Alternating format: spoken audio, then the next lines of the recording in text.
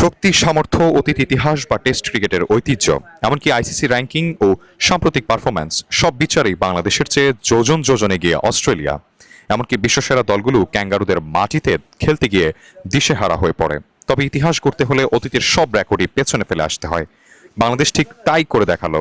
টানা 4 দিন অজিদের অহংকার চূর্ণ করে দাপুটে ক্রিকেট উপহার দিয়েছে টাইগাররা।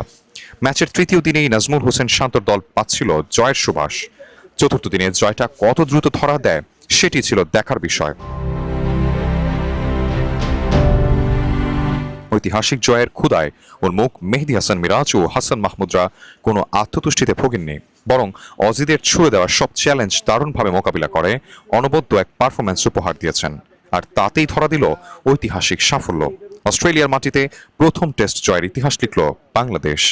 শনিবার 16ই আগস্ট জয়ের জন্য বাংলাদেশের সামনে লক্ষ্য ছিল 57 রানের। 14.2 ওভারে 1 উইকেট হারিয়েই সেই লক্ষ্যে পৌঁছে যায় বাংলাদেশ। জয় তুলে নেয় 9 উইকেটে। এর আগে নিজেদের প্রথম ইনিংসে 198 রানে অলআউট হয়েছিল অস্ট্রেলিয়া। বিপরীতে নিজেদের প্রথম ইনিংসে বাংলাদেশ করেছিল 426 রান। এরপর নিজেদের দ্বিতীয় ইনিংসে অস্ট্রেলিয়া তুলতে পেরেছিল 284 রান।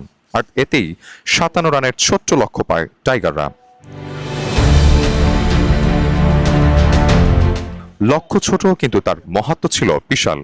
কারণের মধ্য দিয়ে অস্ট্রেলিয়ার মাটিতে প্রথমবারের মতো টেস্ট জয়ের স্বাদ পেল টাইগাররা। এর আগে 2017 সালে মিরপুরে অস্ট্রেলিয়াকে হারিয়েছিল বাংলাদেশ। আর তাতেই এবার তাদের মাটিতেই জয়। বাংলাদেশের টেস্ট ক্রিকেটে যেন পূর্ণ হলো আরও একটি স্বপ্নের বৃত্ত।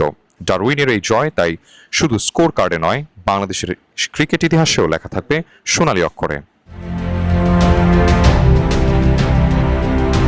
সাইফুল ইসলাম, ডেস্ক রিপোর্ট, দেশ বুলেটিন।